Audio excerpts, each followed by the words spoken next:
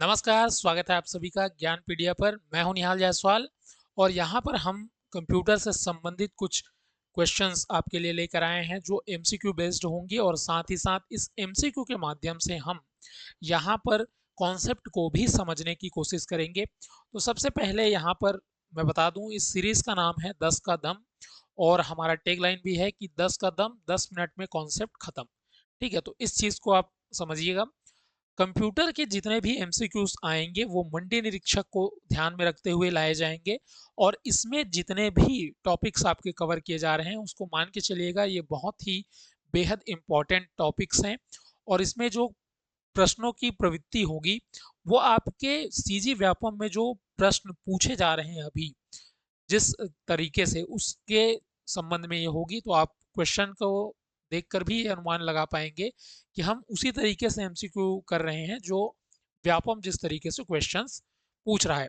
तो मंडी निरीक्षक में यदि आप बात करेंगे तो सबसे पहला टॉपिक आपको मिलेगा कंप्यूटर का विभिन्न क्षेत्रों में उपयोग। कंप्यूटर का उपयोग लिखा हुआ है और विभिन्न क्षेत्रों में लिखा हुआ है और इससे लगभग लगभग एक आध सवाल आपको हर एग्जाम में देखने को मिल सकते हैं। तो इस चीज़ों को देखिएगा, हम इसी टॉपिक पर आज चर्चा करेंगे। और इसके पहले कि हम टॉपिक पर आगे बढ़ें उसके संबंधित एमसीक्यूज देखें। यदि आप ज्ञानपीडिया चैनल पर पहली बार विजिट कर रहे हैं तो चैनल को सब्सक्राइब जरूर कीजिएगा। इसके अलावा टेलीग्राम पर ये पीडीएफ वगैरह जो है शेयर की जाती हैं, तो आप टेलीग्राम चैनल पर जुड़ सकते हैं, जो कि आप यहाँ से डायरेक्टली स्कैन करके जुड़ सकते हैं। स्क्रीनशॉट ले लीजिए और स्कैन करके जुड़ जाइएगा। अन्यथा हमारा जो हैंडल है टेलीग्राम का वो है हमारे पास ज्ञानपीडिया। ज्ञानपीडिया अंडर स्कोर रहेगा NJ, एन जो है कैपिटल में रहेगा और जे स्मॉल में। इसको सर्च करेंगे आप टेलीग्राम चैनल पर तो आपको ये चैनल मिल जाएगा। लगभग यहाँ पर 150 के लगभग लोग हैं जुड़े हुए हैं जब मैं वीडियो रिकॉर्ड कर रहा हूँ, तो आप इसको देख सकते हैं। आगे चलिए, पहला क्वेश्चन यहाँ पर आता है, देखिएगा पहला क्वेश्चन क्या कह रहा है। तो पहला क्वेश्चन है हमारे पास, कथन कहा गया है और कारण दिया गया है। ठीक है, डेटा संचालित शासन जिसको हम कहते हैं डेटा ड्रिवन गवर्नेंस नीति निर्माण को अधिक प्रभावी बनाता है, अधिक प्रभावी बनाता है। दूसरी और बात की गई है, कंप्यूटर बड़े पैमाने पर डेटा का विश्लेषण कर रुझानों की पहचान कर सकते हैं। अब देखिए, कंप्यूटर में हम बहुत बड़े पैमाने पर क्या करते हैं, डेटा का विश्लेषण तो कर सकते हैं।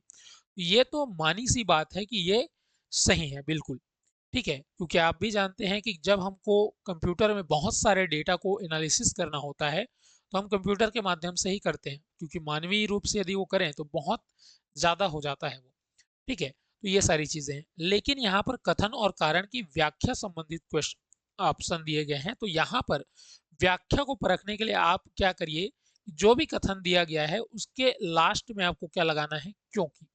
और क्योंकि के बाद जो कारण दिया गया उसको पढ़ के देखिए।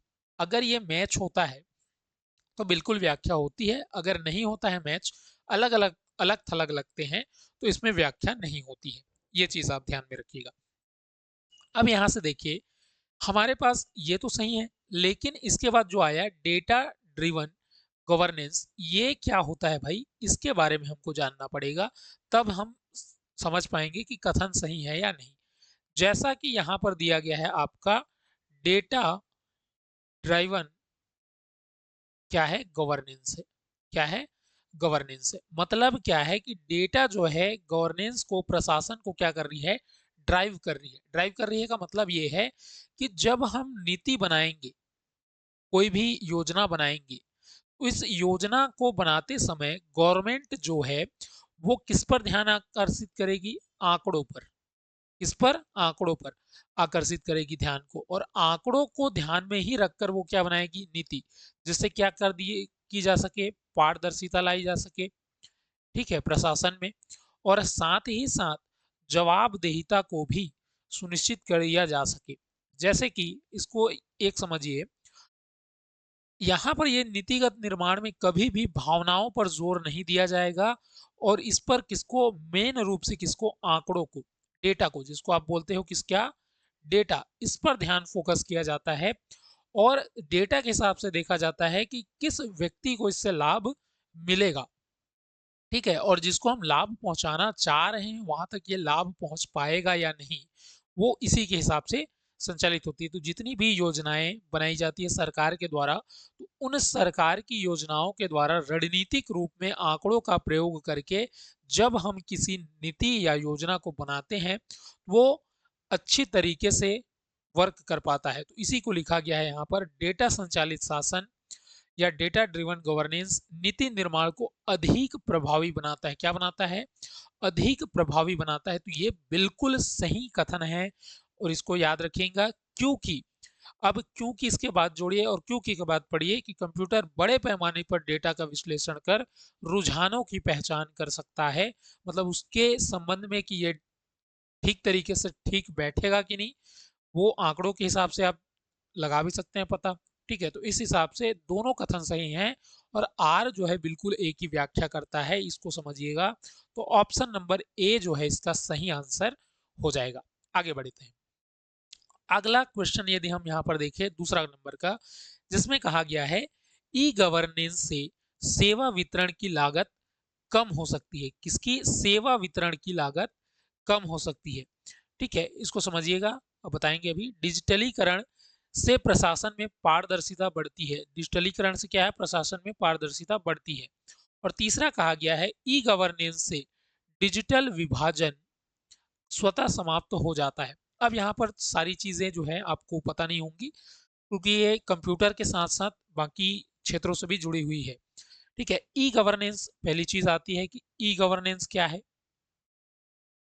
गवर्नेंस क्या है? तो देखिए, गवर्नेंस जिसको आप सामान्य शब्दों में प्रशासन के नाम से जानते हैं, और प्रशासन का मतलब क्या है? प्रशासन का मतलब है जैसे कि आप देखिए, हमारे पास सरकार या शासन जो होता है वो कौन चलाती है? सरकार। सरकार जो है नीति का निर्माण करती है और इसको जो लागू करता है वो कौन करता है? एडमिनिस्ट्रेशन या प्रशासन। जैसे आपका पटवारी हो गया, जैसे आप जब जॉब में जाएंगे तो आप यहीं पर जाएंगे प्रशासन में। ठीक है, शासन में जो आते हैं वो कहाँ से आते हैं? तो वोट के द्वारा चुन करके आते हैं, निर्वाचित होकर के। प्रशासन में जो सेलेक्ट होते हैं, जो नौकरशाह हैं, वो प्रशासन के अंतर्गत आते हैं। तो जब गवर्नेंस या प्रशासन जब हमको चलाना है, तो उस प्रशासन में जब हम कंप्यूटर, किसका? कंप्यूटर का प्रयोग करते हैं, या कंप्यूटर से संबंधित मतलब जितने भी कंप्यूटर से संबंधित जितने भी चीजें हैं, जैसे हम नेटवर्क का प्रयोग करते हैं, हम इंटरनेट का प्रयोग करते हैं, हम कंप्यूटर के माध्यम से डेटा एनालिसिस करते हैं, उसके अनुसार मतलब सीधे सीधे बात यह है कि हम जब प्रशासन में कंप्यूटर से संबंधित जितनी भी चीजें हैं उनका उपयोग करने लग जाते हैं, तो उसे ही हम ई गवर्नेंस कहते हैं। ठीक, अब इससे कहा गया है पहला कथन, ई गवर्नेंस से सेवा वितरण की लागत कम होती। अब यहाँ पर देखिए, याद रखिए, इकोनॉमी से यहाँ पर जुड़ता है ये। इकोनॉमी में क्या होता है? सेवा। देखिए, इकोनॉमी में दो ही रूपों में चलती है, एक होता है गुड्स जिसको हम वस्तु कहते हैं, और दूसरी होती है सेवा जिसको हम क्या कहते हैं? सर्विस कहते हैं। क्या कहते हैं? सर्विस कहते हैं। ये होता है। अब इसमें बात की रही है सेवा वितरण की लागत को कम की जा सकती है। इकोनॉमी में जब ई गवर्नेंस की बात की जाती है तो सेवा वितरण की लागत को कम हो सकती है कि नहीं। पहला कथन हम देखते हैं, सही कथन चुनना है हमको। तो यहां पर याद रखिएगा, सॉरी, जैसे कि सेवा वितरण की लागत कैसे कम होगी? तो देखिए, गवर्नमेंट क्या है? पॉलिसी बनाती है। गवर्नमेंट क्या बनाती है? पॉलिसी बनाती है प्रशासन में। जैसे आपके पास, आप यदि ग्रामीण इलाकों से होंगे तो आप सरकारी दुकान या राशन दुकान जाते होंगे, और इस राशन दुकान से क्या लेते हैं? आप चावल लेते हैं। ठीक है, तो चावल वितरण के लिए अब मान लीजिए पहले ये होता था कि ऑनलाइन सिस्टम नहीं था। ठीक है, तो ऑनलाइन सिस्टम नहीं था तो हमको हर व्यक्ति के लिए बहुत दिनों तक वेट करना पड़ता था, उनको चीजें देनी है तो किस तरीके से दी जाए, तो उसके लिए अलग अलग हम लोग को व्यक्तियों की नियुक्ति की जाती थी।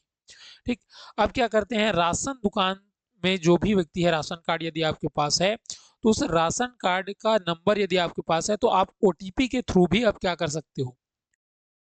कहीं से भी उस राशन को उठा सकते हो, किसी दुकान से जो सर्टिफाइड हो।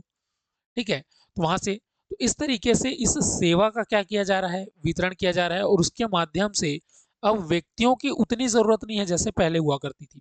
तो लागत तो बिल्कुल कम हुई, तो पहला जो है वो तो सही है। दूसरा है, डिजिटलीकरण से प्रशासन में पारदर्शिता बढ़ती है, ये भी कथन सही है। इसका एग्जाम्पल आप ले सकते हैं, जैसे आपके पास सीजी व्यापम का सीजी व्यापम का क्या आया, रिजल्ट आया। अब इस रिजल्ट में एक बच्चे का नंबर क्या है, कम है, और एक का क्या है, ज्यादा है। अब इस ज्यादा वाले का नहीं हुआ है और कम वाले का क्या हो गया, सिलेक्शन हो गया। तो उसको आप आधार बना करके रिजल्ट का हो, क्योंकि डिजिटल रूप में वो सारे दस्तावेज जितने भी हैं जिसका नंबर कम है ज्यादा है, उन सब का एक नाम और नंबर प्रकाशित किए जाते हैं, तो उसको देख करके आप कह सकते हो। तो इस तरीके से विभिन्न क्षेत्रों में पारदर्शिता तो बढ़ी है। लेकिन इसके बाद आता है थर्ड, ई गवर्नेंस से डिजिटल विभाजन, डिजिटल डिवाइड स्वतः समाप्त हो जाता है। तो यहाँ पर एक है डिजिटल डिवाइड। क्या है, डिजिटल डिवाइड। अब ये डिजिटल डिवाइड क्या है भाई, देखिए, डिजिटली रूप से कुछ लोग क्या होंगे, साक्षर होंगे, और कुछ लोग क्या होंगे, मतलब असाक्षर टाइप का कह लीजिए, कि कुछ व्यक्ति हैं जो डिजिटली रूप से या डिजिटल चीजों को अच्छे से समझते हैं। क्या करते हैं, डिजिटली चीजों को अच्छे से समझ रहे हैं, तो वो क्या है, डिजिटली रूप से साक्षर हैं। कुछ लोग मोबाइल के बारे में नहीं जानते हैं, डिजिटल चीजों को चलाना नहीं जानते हैं, वो क्या हो जाएंगे, असाक्षर हो जाएंगे। जैसे कि जो अशिक्षित लोग हैं, क्या हैं, जो अशिक्षित लोग हैं जिनको ऑनलाइन या मोबाइल्स के बारे में नहीं पता है, तो वो क्या करेंगे, किसी दूसरे व्यक्ति से जाकर के वो फॉर्म वगैरह को भरवाते हैं, बाकी चीज़ों को करते हैं। जैसे यदि आपको आधार कार्ड सुधरवाना है तो आप कहाँ जाएंगे, किसी सेंटर में जाकर सुधरवाएंगे। यदि आपको फॉर्म भरना है, आपको डिजिटल लिटरेसी आप में नहीं है, साक्षरता नहीं है, तो आप कहाँ जाएंगे, किसी के थ्रू फॉर्म को फिलअप करवाएंगे। लेकिन जो साक्षर है, जो डिजिटली रूप से सारी चीज़ों को समझता है, तो क्या करेगा, खुद से ही उस चीज़ों को क्या कर सकता है, भर सकता है। तो इसीलिए इसको क्या मानेंगे हम लोग, डिजिटल विभाजन। तो डिजिटल विभाजन क्या है, जो ये साक्षर हैं जिनको डिजिटलाइजेशन के बारे में नॉलेज है, और असाक्षर जिनको डिजिटलाइजेशन के बारे में कोई नॉलेज नहीं है, तो दोनों के बीच का जो गैप है उसी को हम लोग क्या कहेंगे, डिजिटल डिवाइड कहेंगे, डिजिटल विभाजन कहेंगे। ठीक है। तो ई गवर्नेंस से डिजिटल विभाजन कभी भी खत्म नहीं हो सकता। क्यों, क्योंकि ई गवर्नेंस तो ऑनलाइन कंप्यूटर के सिस्टमों का प्रयोग करके ही उपयोग में लाया जाएगा। अब जो ई गवर्नेंस कंप्यूटर के बारे में नहीं जानता है, वो ई गवर्नेंस को कैसे समझ पाएगा। तो ये डिजिटल विभाजन को समाप्त तो नहीं करेगा, हाँ थोड़ी दूरी कम कर सकता है। ठीक है, उसके बारे में थोड़ी जागरूकता फैला करके। तो इस हिसाब से देखें तो एक और दो ही सही है, तीन गलत है। तो तीन इसमें गलत है, इसमें गलत हो जाएगा, केवल एक नहीं आएगा। तो ए ऑप्शन हमारा सही हो जाएगा। इस चीज को ध्यान में रखिएगा। चलिए अगला देखते हैं हम। तो अगला हमारे पास है, निम्न में से कौन से कंप्यूटर के रणनीतिक उपयोग को दर्शाते हैं। चौथा क्वेश्चन क्या है, निम्नलिखित में से कौन से कंप्यूटर के रणनीतिक स्ट्रेटेजिक यूज को दर्शाते हैं, ये बता रहा है। ठीक, तो एक है हमारे पास साइबर युद्ध, दूसरा है अंतरिक्ष मिशन, तीसरा सोशल नेटवर्किंग, चौथा है रक्षा निगरानी प्रणाली। आप कहेंगे कि डी ऑप्शन आएगा। ठीक है, ये बिल्कुल गलत हो जाएगा, तो इसको थोड़ा सा ध्यान रखिएगा। यहाँ पर अब एक शब्द है साइबर युद्ध। साइबर युद्ध का मतलब है कि डिजिटली जो प्लेटफॉर्म है जिनमें आपके डेटा रखे हुए हैं, तो उनके बीच जो है, जैसे इंडिया के पास क्या है, अपना खुद का एक जनता है, उस जनता की अपनी कुछ प्राइवेट प्राइवेट चीज़ें हैं, कुछ उनके डेटा हैं जो कहाँ पर उपलब्ध हैं, उनके फेसबुक अकाउंट में उपलब्ध हैं, उनके बैंक अकाउंट के डिटेल के रूप में उपलब्ध हैं। अब मान लीजिए कि ये जो डेटा है वो हमारे पाकिस्तान के जो लोग हैं उसको हैक करने की कोशिश कर रहे हैं, मान लो। तो दोनों के बीच में क्या होगा, एक डिजिटल वार की शुरुआत हो जाएगी। ठीक है, एक साइबर वॉर की शुरुआत हो जाएगी। दूसरी चीज, जैसे आप लोगों ने देखा होगा कि जब अभी हमने एक मिशन चलाया था जिसको पाकिस्तान के ऊपर हमला वगैरह किया था हम लोगों ने, मिशन सिंदूर, इस दौरान कुछ चीजें जो थी, गलत इंफॉर्मेशन क्या करी जा रही थी, पाकिस्तान की ओर से फैलाई जा रही थी। उस टाइम इंडिया के जो लोग थे उनके द्वारा सही जानकारी फैला करके बताया जा रहा था कि ऐसा ऐसा नहीं है। ठीक है, तो इन बीच में जो चीजें चल रही थी उसको को हम क्या बोलते हैं, साइबर युद्ध कहते हैं। मतलब डिजिटली दुनिया में जो युद्ध चल रहा है दो देशों के बीच, वही क्या है, साइबर युद्ध है। ठीक है, तो इसमें यूज तो बिल्कुल कंप्यूटर का होता है। अंतरिक्ष मिशन में आप लोगों ने देखा होगा, इसमें भी हम कंप्यूटर का एकदम प्रयोग करते हैं। जैसे हमने चंद्रयान मिशन, जो दक्षिणी ध्रुव पर उतारने के लिए हमने रोवर भेजा, पहली बार में हमारा संपर्क टूट गया था। ठीक है, तो उसमें भी हम लोगों ने प्रयोग करते हैं। कंप्यूटर का प्रयोग तो अंतरिक्ष के क्षेत्र में बिल्कुल होता है। सोशल नेटवर्किंग साइट के रूप में भी हम कंप्यूटर का प्रयोग करते हैं, और रक्षा निगरानी प्रणाली, इसमें भी जैसे रडार वगैरह हैं, तो उनमें भी हम किसका प्रयोग करते हैं, हम प्रयोग करते हैं कंप्यूटर का। लेकिन यहाँ पर बात हो रही है रणनीतिक उपयोग की। तो रणनीतिक उपयोग का मतलब है कि पहले से स्ट्रेटेजी बनाई जाएगी कि किस तरीके से इनको यूज किया जाना है, और उसके हिसाब से हम क्या करेंगे, यूज करेंगे। तो यहाँ पर देखिए, जब साइबर युद्ध की बात होती है तो इसमें एक रणनीति बनानी पड़ेगी। अंतरिक्ष मिशन के बारे में आपको एकदम कैलकुलेट करना पड़ेगा कि किस तरीके से हम क्या कर सकते हैं, किन्हीं भी चीजों को हम सीख सकते हैं। मतलब सीख सकते हैं का मतलब है किसी भी चीज को हम कैसे कैलकुलेट करके वहां भेजें। जैसे हमारा प्रज्ञान रोवर जो था, उसे संपर्क टूटा। हालांकि हमने स्ट्रेटजी पूरी बनाई थी कि ये यहाँ पर जाएगा, इस तरीके से लैंड करेगा, और इस तरीके से ये मिशन आगे बढ़ेगा। तो रणनीति तो एक हम लोगों ने बनाई थी। तो ये अंतरिक्ष मिशन में भी क्या लगेगा, हमको रणनीति लगेगी। रक्षा निगरानी प्रणाली, तो रक्षा प्रणाली के लिए भी हमको क्या करना पड़ेगा, स्ट्रेटेजी। लेकिन आप सोशल नेटवर्किंग साइट पर जब कुछ पोस्ट करते हो, कुछ भी पोस्ट करते हो, तो क्या उसके पहले रणनीति बनाते हो कि भाई मैं ऐसा करूंगा, फिर वो ऐसा करेगा, फिर ये देश को ये होगा, उस देश को ऐसा हानि होगा, ठीक है, फिर दोस्त ये समझेंगे। तो सोशल नेटवर्किंग साइट पर आपकी फीलिंग, आपके जो मन होते हैं, उसके हिसाब से आप क्या करते हो, चीजों को अपलोड करते हो। आपका जब मन हुआ तब डाल दिए, कोई रणनीति नहीं। आपका जब मन हुआ आप सेल्फी खींचा और डाल दिया, एंजॉइंग मोमेंट। ठीक है, तो ये सारी चीजें जो है ये रणनीतिक तौर पर यूज नहीं होती। हालांकि सामाजिक तौर पर कंप्यूटर किस क्षेत्र में यूज किया जाता है, तो चारों में कंप्यूटर का यूज तो किया जाएगा, लेकिन रणनीतिक तौर पर ऑप्शन 3 जो है ये गलत हो जाएगा। तो यहाँ पर अब 1, 2 और 4, 1, 2 और 4 कहाँ पर है, ऑप्शन नंबर बी पर। तो ऑप्शन नंबर 20 का क्या हो जाएगा, सही आंसर हो जाएगा। चलिए आगे बढ़ते हैं। अगला है हमारे पास फिर से कथन कारण से संबंधित। कृत्रिम बुद्धिमत्ता प्रशासनिक निर्णयों को पूरी तरह प्रतिस्थापित कर सकती है, और कारण दिया गया है क्योंकि एआई नैतिक, सामाजिक और भावनात्मक कारकों को समझने में सक्षम है। ठीक है, मैंने कहा है कथन और कारण का जब भी क्वेश्चन आए तो क्या लगाना है बीच में भैया, क्योंकि लगाना है। ठीक है, वाई।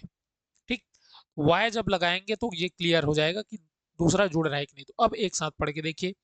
कृत्रिम बुद्धिमत्ता प्रशासनिक निर्णयों को पूरी तरह प्रतिस्थापित कर सकती है क्योंकि एआई नैतिक, सामाजिक और भावनात्मक कारकों को समझने में सक्षम है।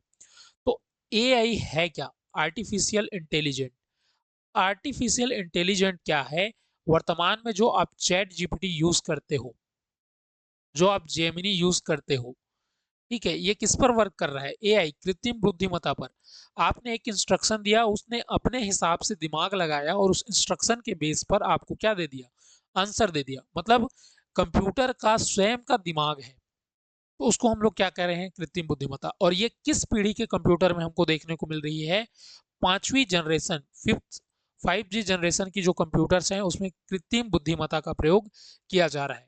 तो कृत्रिम बुद्धिमत्ता का मतलब है कि कंप्यूटर में स्वयं का दिमाग होना। तो यहाँ पर देखिए, प्रशासनिक निर्णयों को पूरी तरह से प्रतिस्थापित कर सकती है। तो यहाँ पर यदि देता ये पूरी शब्द नहीं रहता और प्रतिस्थापित कर सकती है तो ये बिल्कुल सही रहता, लेकिन पूरी बोल रही है, मतलब पूरा ही क्या हो जाएगा, प्रतिस्थापित तो नहीं हो पाएगा। क्यों, क्योंकि आपको जब चैट जीपीटी में, जेमिनी में जब आपको वर्क कर रहे हो तो आपको इंस्ट्रक्शन देने के लिए एक व्यक्ति तो चाहिए। ठीक है, तो इस तरीके से ये कथन क्या है, ये क्या हो जाएगा, कथन हमारे पास गलत हो जाएगा। कथन क्या हो जाएगा, गलत हो जाएगा। कारण क्या है, एआई नैतिक, सामाजिक और भावनात्मक कारकों को समझने में सक्षम है। बिल्कुल ये समझने में सक्षम है। क्यों समझने में सक्षम है, क्योंकि आप देखोगे जैसे आप चैट जीपीटी से बात करते हो, सेम मैसेज आपके दोस्त करे, सेम मैसेज आपका कोई और दोस्त करे, लेकिन उसकी रिप्लाई अलग अलग आएगी। मतलब आपने किस तरीके से सर्च किया है, आपके डेटा का एनालिसिस करता है और उसके हिसाब से आपको क्या देता है, वो आपकी भावनाओं को समझकर, आपकी सामाजिकता को समझकर, आपकी नैतिकता को समझकर वो जवाब दे रहा है। कहने का मतलब यह है कि उसको समझ तो है, भले ही उसको कोडिंग के माध्यम से ये चीजें डाली गई हो उसमें, तो कारण बिल्कुल क्या है, सही है और ए गलत है, तो ए गलत है और आर सही है। ये ऑप्शन नंबर डी इसका क्या हो जाएगा, सही आंसर हो जाएगा। चलिए छठवां नंबर का क्वेश्चन पढ़ते हैं। कंप्यूटर आधारित प्रणालियां उत्पादकता बढ़ाती है। उत्पादकता का मतलब यहाँ पर क्या है, प्रोडक्टिविटी से है, प्रोडक्टिविटी। यहाँ पर इस शब्द को याद रखिएगा। स्वचालन से रोजगार के स्वरूप में परिवर्तन होता है। स्वचालन का मतलब है ऑटोमेशन से, क्या है, ऑटोमेशन से, ठीक है। और स्वचालन के सभी प्रकार के रोजगार समाप्त हो जाते हैं। अब इसको समझने की कोशिश करते हैं। पहला, कंप्यूटर आधारित प्रणालियां उत्पादकता बढ़ाती है। ये बात बिल्कुल सही है। देखे होंगे आप लोगों ने कि जब किसी फैक्ट्री में हम रोबोटिक्स वगैरह का प्रयोग करते हैं तो वहां की जो उत्पादन क्षमता है वो कहीं ना कहीं बढ़ जाती है। जैसे आप लोगों ने, अब छोटी चीज देख लीजिए, आपने रोटी मेकर देखी होगी, जो ऑटोमेटिक, जिसमें आप लोहिया डाल दीजिए, वो बेलन से क्या कर देती है, बेल देती है रोटी को और सीधा रोटी को फुला करके बाहर फेंकती है, ठीक। तो वो भी एक तरीके का क्या है, कंप्यूटर है, मतलब एक तरीके का मशीन है। और उस मशीन में क्या कर रहा है वो कि यदि हम कोडिंग कर दे किसी चीज़ों की और कोडिंग के दौरान बताया जाए कि भाई इतना आपको काटना है, इतने बराबर की लोई इतने ग्राम का रहेगा, उसको इतने मिनट तक पकाना है और इतने मिनट बाद उसको बाहर फेंकना है, ये कोडिंग कर दिए, तो वो उसी कोडिंग के दौरान करने के बाद वो उसी चीज़ों को बार बार करेगी, है ना। और उत्पादकता मतलब उत्पादन में वृद्धि हो जाएगी। तो ये बिल्कुल सही है, कंप्यूटर आधारित प्रणालियां उत्पादन को बढ़ाती है। क्योंकि मान लीजिए आप लोगों ने 10 लोग लगा के रखे हैं गणना करने के लिए, अब वो 10 लोगों का काम कंप्यूटर एक ही व्यक्ति कर सकता है, एक ही इंस्ट्रक्शन दे और उसको कंप्यूटर तुरंत तुरंत गणना कर दे, ये भी हो सकता है, तो उत्पादकता तो बढ़ गई, ठीक। दूसरा है स्वचालन से रोजगार के स्वरूप में परिवर्तन होता है, ऑटोमेशन से, तो ये भी सही है। क्यों सही है भाई, अब मान लीजिए कि कोई फैक्ट्री थी जहां 10 लोग काम कर रहे थे, इस 10 लोगों को जो काम है वो कोई एक रोबोटिक्स, मतलब रोबोट लगा दिया गया वहां, और वो एक रोबोट क्या कर रहा है, उन 10 लोगों का काम कर रहा है।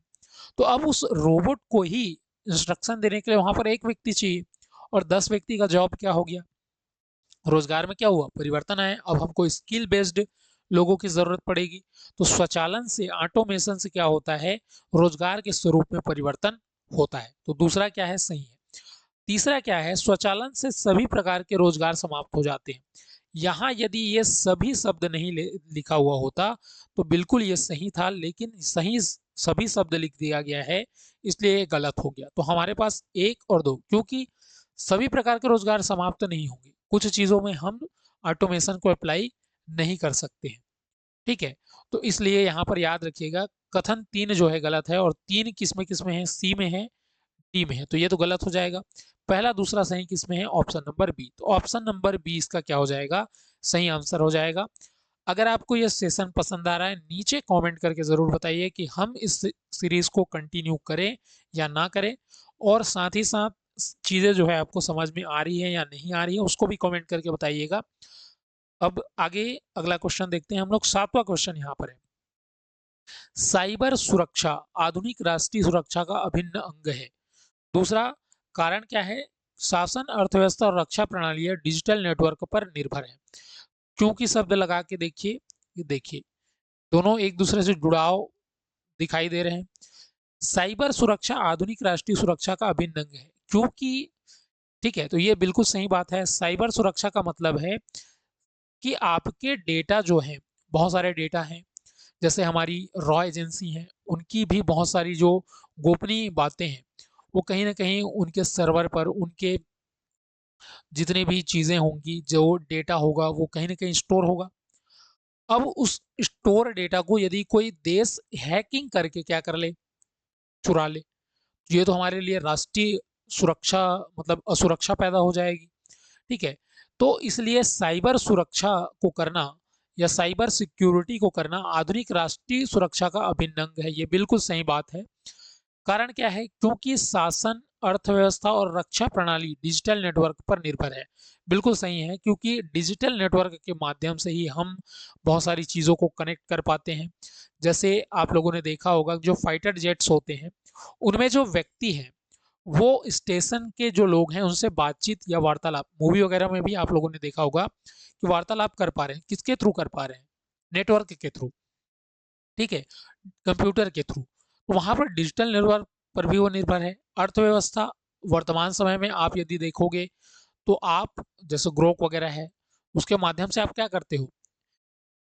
स्टॉक मार्केट में आप अपने घर से भी पैसा लगा सकते हो उसमें, ठीक है, ग्रोक वगैरह का यूज करके। बहुत सारी चीजें हैं, ठीक, आपने एक आईडी बना दिया, वहां से आप पैसा डायरेक्ट लगा सकते हैं, बीच में किसी बिचौलिए की जरूरत नहीं है। शासन व्यवस्था में आप लोगों ने देखा कि ई गवर्नेंस के माध्यम से हम क्या कर रख सकते हैं, उसको अप्लाई कर सकते हैं। तो दोनों ही कथन सही हैं और दोनों एक दूसरे की व्याख्या करते हैं। तो ऑप्शन नंबर ए इसका क्या हो जाएगा? सही आंसर हो जाएगा, इसको मान के चलिए आप। तो ऑप्शन नंबर ए इसका क्या है? सही आंसर है। नेक्स्ट है हमारे पास, क्लाउड कंप्यूटिंग डेटा की उपलब्धता बढ़ाती है। कथन का यहाँ पर कहा गया है, निम्नलिखित कथनों पर क्या करिए? विचार कीजिए। और निम्नलिखित कथनों पर विचार करते हुए क्या कहा गया है? यहाँ पर कहा गया है, पहला कथन है यहाँ पर, क्लाउड कंप्यूटिंग डेटा की क्या करती है? क्लाउड कंप्यूटिंग डेटा की उपलब्धता बढ़ाती है। इस चीज के बारे में आप लोग देखिएगा। इसके बाद दूसरा दिया गया है आपको, क्लाउड कंप्यूटिंग से डेटा संप्रभुता से जुड़े मुद्दे उत्पन्न होते हैं। क्या होते हैं? डेटा संप्रभुता से जुड़े हुए मुद्दे उत्पन्न होते हैं। और तीसरा दिया गया है, क्लाउड कंप्यूटिंग में सुरक्षा जोखिम बिल्कुल नहीं होते हैं। अब यहाँ पर बात होती है, यहाँ पर अब बात आती है, क्लाउड कंप्यूटर क्या है या क्लाउड कंप्यूटिंग जिसको हम लोग कह रहे हैं। तो क्लाउड कंप्यूटिंग का मतलब क्या है कि डेटा, यदि मान लीजिए इसमें क्लाउड क्लाउड कंप्यूटर में याद रखिएगा इंटरनेट का प्रयोग किया जाता है, और इंटरनेट के माध्यम से यूजर्स को अतिरिक्त क्या दे दिया जाता है? अतिरिक्त शक्ति, दूसरा स्टोरेज जैसी सुविधाएं प्रदान की जाती है। ठीक है, जैसे आपके मोबाइल में क्या है? एक होता है गूगल ड्राइव। क्या होता है? Google drive. ये गूगल ड्राइव जो है ये एक प्रकार का क्लाउड का ही चीज है। क्लाउड का मतलब है बादल। उसी तरीके से आप डेटा को क्या कर सकते हो? किसी बादल के रूप में संरक्षित करके कहीं रख सकते हो। कहाँ पर? इंटरनेट में। इंटरनेट में ये सुविधा उपलब्ध की जाती है। जैसे मान लीजिए कि आपके मोबाइल में 256 जीबी क्या था?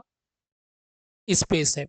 इस 256 जीबी के स्पेस को आप क्या कर सकते हो? भर सकते हो। क्या कर सकते हो? 256 जीबी का जो स्पेस है उसको आप क्या कर पा रहे हो? भर लिए हो पूरा मोबाइल का। अब आपको कोई नई चीज क्या करनी है? डाउनलोड करनी है, और इस 256 जीबी को आप डिलीट नहीं कर पाओगे। तो आपको क्या चाहिए? एक्स्ट्रा स्टोरेज चाहिए। क्या चाहिए? एक्स्ट्रा स्टोरेज चाहिए। तो आप या तो एक नई मेमोरी खरीदोगे, या फिर क्या कर सकते हो? आप इंटरनेट पर गूगल ड्राइव में जो जगह दी जाती है आपको 15 जीबी लगभग दिया जाता है, उसमें कुछ डेटा को क्या कर सकते हो? स्टोर कर सकते हो। और मजे की बात यह है कि इस गूगल ड्राइव में जो भी डेटा है उसको आप अपने मोबाइल से भी एक्सेस कर सकते हो, और उसको किसी दूसरे कंप्यूटर या मोबाइल से जा करके आप अपने आईडी में लॉगिन करके कहीं से भी यूज कर सकते हो। तो यही हमारा क्या है? क्लाउड कंप्यूटिंग है। मतलब क्लाउड कंप्यूटिंग का मतलब है कि जहां पर यूजर के द्वारा जो भी डेटा दिया जा रहा है उसको स्टोर कर दिया जा रहा है, उस स्टोर डेटा को आप कहीं से भी एक्सेस कर सकते हो। ठीक है, बस उसका जो आईडी है वो आपके पास होना चाहिए। तो क्या है? क्लाउडिंग कंप्यूटिंग डेटा की उपलब्धता बढ़ाती है। उपलब्धता बढ़ा देती है, क्यों? क्योंकि आपने डेटा एक ही जगह डाला और इस डेटा को आप किसी भी कंप्यूटर से किसी भी मोबाइल से एक्सेस कर पा रहे हो, तो उपलब्धता तो बढ़ गई उस डेटा की। दूसरा है, क्लाउड कंप्यूटिंग से डेटा संप्रभुता, डेटा सॉवरेनिटी से जुड़े मुद्दे उत्पन्न होते हैं। यहाँ पर डेटा संप्रभुता का मतलब है कि जो आपका डेटा है वो आपका ही है, उस डेटा को कोई और ना ले। ठीक है, तो अब मान लीजिए कि आपका आईडी हैक हो गया, तो आपका डेटा क्या हो जाएगा? चोरी हो जाएगा। तो आपकी संप्रभुता पर क्या आई? आँच आई। ठीक है। तो इस तरीके से क्या हुआ, क्लाउड कंप्यूटिंग से डेटा संप्रभुता से जुड़े मुद्दे उत्पन्न तो हो सकते हैं, ठीक। लेकिन यहाँ पर देखिए थर्ड दिया गया है, क्लाउड कंप्यूटिंग से सुरक्षा जोखिम बिल्कुल नहीं होते हैं। मैंने अभी कहा कि डेटा संप्रभुता की खतरे उत्पन्न हो सकते हैं, तो ये बात तो बिल्कुल सही है, और जब ये सही है तो तीसरा तो गलत होना चाहिए। तो तीसरा क्या हो जाएगा, गलत हो जाएगा। तो एक और दो केवल क्या है, सही है। एक और दो क्या है, केवल सही है। तो इसको ध्यान में रखिएगा। तो ऑप्शन नंबर 20 का क्या हो जाएगा, सही आंसर हो जाएगा। आशा करता हूं क्लाउड कंप्यूटिंग आपको समझ में आया होगा। नेक्स्ट है हमारे पास 9वां क्वेश्चन, डिजिटल भुगतान प्रणाली से वित्तीय समावेशन को बढ़ावा दिया है। वित्तीय समावेशन को क्या दिया है, बढ़ावा दिया है। वित्तीय समावेशन आप इकोनॉमी के टर्म में पढ़ते हैं, इसको एक बार सर्च करके देख लीजिएगा क्या होता है। दूसरा है डिजिटल, आसान भाषा में कहूं तो आज जो है प्रत्येक यूजर धन को घर में ना रख करके डिजिटली बैंकों में क्या रख रहा है और उससे वित्तीय लेन देन जो है वो बढ़ रहा है। तो इसको हम क्या कहेंगे, वित्तीय समावेशन बढ़ा है, सीधी सी बात, ठीक है। ये कह सकते हैं हम लोग। कारण यहाँ पर दिया गया है आर, कंप्यूटर आधारित प्लेटफॉर्म दूरस्थ क्षेत्रों तक सेवाएं पहुंचा सकते हैं। क्योंकि यहाँ पर लगा के देखते हैं, और क्योंकि लगा के आप देखोगे तो यहाँ पर आपको समझ में आ जाएगा। तो डिजिटल भुगतान प्रणाली ने वित्तीय समावेशन को बढ़ावा दिया है, क्योंकि कंप्यूटर आधारित प्लेटफॉर्म दूरस्थ क्षेत्रों तक सेवाएं पहुंचा सकते हैं। ये बिल्कुल सही है। अब इसको एग्जाम्पल के थ्रू समझते हैं। देखिए, डिजिटल भुगतान प्रणाली ने वित्तीय समावेशन को बढ़ावा दिया है। आज एक गांव का व्यक्ति हो, चाहे कोई शहर का व्यक्ति हो, इन दोनों के पास क्या है, एक एग्जांपल लेते हैं फ्लिपकार्ट का, ठीक। फ्लिपकार्ट का एक्सेस है, अमेजन का एक्सेस है। आप किसी भी चीज को गांव से भी मंगा सकते हैं, शहर से भी मंगा सकते हैं। तो ये जो फ्लिपकार्ट की जो सर्विस है वो गांव के व्यक्ति को भी मिल रही है और शहर के व्यक्ति को भी मिल रही है। बदले में क्या दिया जा रहा है, इसके द्वारा चार्ज दिया जाता है। तो ग्रामीण क्षेत्र का जो अर्थव्यवस्था है और शहरी क्षेत्र का जो अर्थव्यवस्था है वो कहीं ना कहीं अब किससे डिफाइन हो जा रही है, फ्लिपकार्ट से। मतलब गांव के लोग का भी वित्तीय समावेशन अब कहाँ हो रहा है, वो शहरों के क्षेत्रों में भी उनके द्वारा जो पैसा दिया जा रहा है वो शहरों में भी आ रहा है। शहर के लोगों का जो पैसा है वो तो शहर में आ ही रहा है। तो दोनों के यहाँ पर यदि आप देखो तो पैसे का जो आदान प्रदान है वो ग्रामीण अर्थव्यवस्था में तक ही सीमित नहीं है, वो अर्थव्यवस्था अब देश की इकोनॉमी में भी शामिल हो जा रही है। जो पहले क्या होती थी, सिर्फ ग्रामीण बाजारों में ही जो खरीदारी होती थी, अब वो फ्लिपकार्ट के माध्यम से क्या हो जा रही है, खरीदारी हो रही है। आप गांव में देखेंगे कि गांव में जो सब्जी बेचने वाला भी आ रहा है, क्या है, सब्जी बेचने वाला भी आ रहा है, ये भी यूपीआई का यूज कर रहा है। इसका मतलब यह है कि जो भी जितने भी लोग हैं उनमें वित्तीय साक्षरता बढ़ी है, और वित्तीय साक्षरता के साथ साथ जो हम यूज कर रहे हैं यूपीआई, उसके माध्यम से हम वित्तीय समावेशन को भी बढ़ावा दे रहे हैं। तो ये बिल्कुल सही बात है, ठीक है। डिजिटल भुगतान प्रणाली ने वित्तीय समावेशन को बढ़ावा दिया है। दूसरा है कंप्यूटर आधारित प्लेटफॉर्म दूरस्थ क्षेत्रों तक सेवाएं पहुंचा सकते हैं। जैसे आपने सामान कहाँ से मंगाया, मुंबई से, फ्लिपकार्ट से। पेमेंट आप कहाँ पर कर रहे हो, घर पर कर रहे हो। आपको सामान मिल गया, उसको पैसा मिल गया, जो बेचने वाला है उसको। बीच में जी सर्विस किसने प्रोवाइड की, फ्लिपकार्ट ने। मतलब आप एक जगह से दूसरे जगह जो बहुत दूर है उन तक भी सेवाएं पहुंचा पा रहे हो। तो ये क्या हो जाएगा हमारा, ये भी सही हो जाएगा। तो इस तरीके से ए और आर दोनों सही हैं, और आर ए की सही व्याख्या करता है। ये सही आंसर इसका हो जाएगा। तो ऑप्शन नंबर ए इसका क्या है, सही है। नेक्स्ट बढ़ते हैं हमारे पास 10वां क्वेश्चन है। 10वां क्वेश्चन बात करता है निम्न में से कौन से कंप्यूटर के सामाजिक प्रभावों को दर्शाते हैं। किसको, सामाजिक प्रभावों को दर्शाते हैं। पहला दिया गया है जनमत निर्माण, डिजिटल पहचान, स्वचालित उत्पादन और ऑनलाइन नागरिक भागीदारी। क्या दिया गया है, ऑनलाइन नागरिक भागीदारी। अब यहाँ पर देखिए सामाजिक प्रभाव की बात की गई है, और सामाजिक प्रभाव का मतलब है जो समाज पर प्रभाव पड़े कंप्यूटर का, उससे संबंधित। तो जनमत निर्माण ये सामाजिक पहलू है। डिजिटल पहचान बनाना, जैसे डिजिटल पहचान का मतलब है कि आपका एक डिजिटली पहचान है, जैसे आप क्या बोलते हैं, फ्लिपकार्ट पर अपनी आईडी बना लीजिए, आप फेसबुक पर अपनी आईडी बनाइए, व्हाट्सएप पर अपनी आईडी बना रहे हैं, तो आप एक डिजिटल आइडेंटिटी है ना, कि आपका ये अमुक नंबर है और ये अमुक नंबर का व्हाट्सएप नंबर इसका है। ये आपको क्या मिली, एक डिजिटल पहचान मिली, ठीक है। आप फिंगरप्रिंट दबाते हैं, आधार कार्ड आपका लिंक है तो आपका पहचान वहां से पता चल जाता है। मतलब आपको डिजिटली रूप में आपको एक पहचान मिली हुई है और वो समाज का एक अभिन्न अंग है। लेकिन यहाँ पर याद रखिएगा स्वचालित उत्पादन, ऑटोमेशन, और यहाँ पर उत्पादन शब्द है, प्रोडक्ट बनाने की बात हो रही है, और प्रोडक्ट बनाने की बात क्या हो जाएगी, इकोनॉमिक सेंस में हो जाएगी। इकोनॉमिक सेंस में मतलब ये आर्थिक पहलू है। क्या है, एक आर्थिक पहलू है, और आर्थिक पहलू है मतलब ये क्या हो जाएगा, गलत हो जाएगा। तो ऑनलाइन नागरिक भागीदारी का मतलब है जैसे सरकार ने कुछ योजना लाई, उस योजना में आप लोगों ने बढ़ चढ़ के हिस्सा लिया, और बढ़ चढ़ के हिस्सा लेने के साथ ही साथ आप उसमें भागीदारी भी ले रहे हो। जैसे दिल्ली में परेड निकाला गया 26 जनवरी का, आप उस पर भी आप ट्विटर फेसबुक में नीचे कमेंट करके उसमें क्या ले रहे हो, भागीदारी ले रहे हो। भले ही आप वहां पर नहीं हो, लेकिन लाइव के माध्यम से यदि वो दिखाया जा रहा है यूट्यूब पर, टीवी पर, तो आप नीचे कमेंट के थ्रू जुड़ जाते हैं। तो ऑनलाइन नागरिक भागीदारी तो है वहां पर।